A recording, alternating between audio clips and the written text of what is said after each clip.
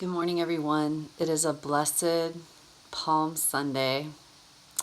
I'm wearing red, one of the traditional colors of Palm Sunday. I will not be eating the traditional foods, however, as I researched them earlier and found out they were salted cod and licorice water.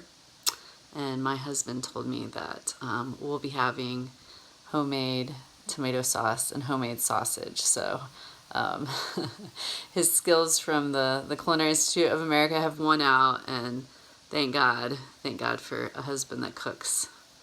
So as you recall, one of our spiritual care practices we talked about was gratitude, and I have expressed numerous times that one of my greatest gifts of gratitude this season has been getting to appreciate my husband's cooking at home, as he is here with us and our family almost all of the time. So I hope that you all can find small things to be grateful for during this pandemic season of our lives. It's just a temporary season under heaven, like Ecclesiastes tells us, but it can be trying for some of us. So this Palm Sunday, I'm very reflective. We're going to go outside today, and I'm going to have kind of a home church with the kids, and I'm going to have them pick palm fronds. We're going to lay them down just as they did for Jesus as Jesus came into Jerusalem, and I'm going to tell them the history and all about that blessed day in our Christian history. So it'll be a great afternoon. But in the meantime, I just wanted to reflect on a couple more of spiritual care practices.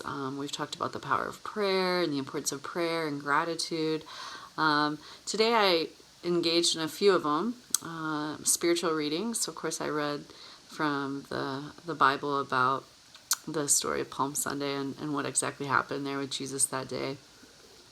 And then I also thought about the importance of community, both building community during this pandemic and staying connected, which is another part of my spiritual care practices, 19 spiritual care practices for COVID-19. So how do we stay connected? Well, in the practices that I wrote, I talked about things even so much as writing an old-fashioned letter or reaching out to folks maybe you haven't talked to in a while. And I also thought of I think of staying connected, and I think about community. I think of my ancestors.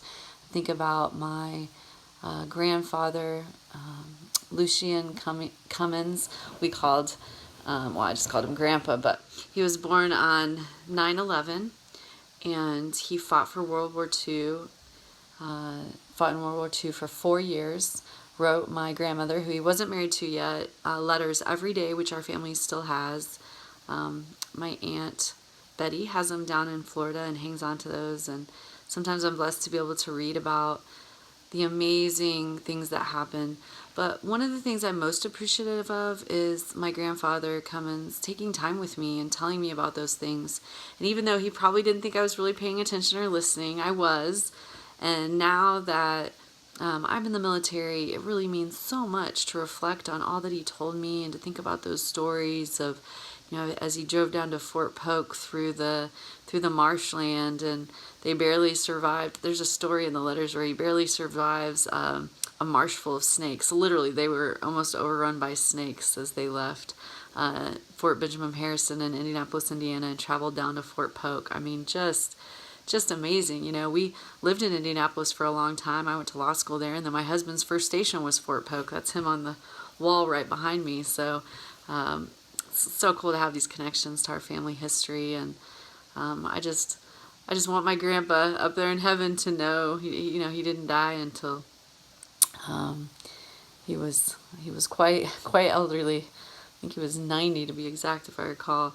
And it's such a rich life, such a full life, and told me all those amazing military stories, and boy, have they mattered in the ministry that I do to soldiers and families, and even with myself and my old family. So do your spiritual readings today, you guys. Stay connected to your past and your current communities, and have gratitude for those things.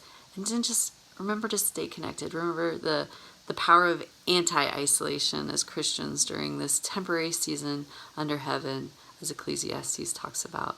Be blessed this Palm Sunday, and I'm sure I'll see you guys all back here on Easter. Be blessed. Go with God.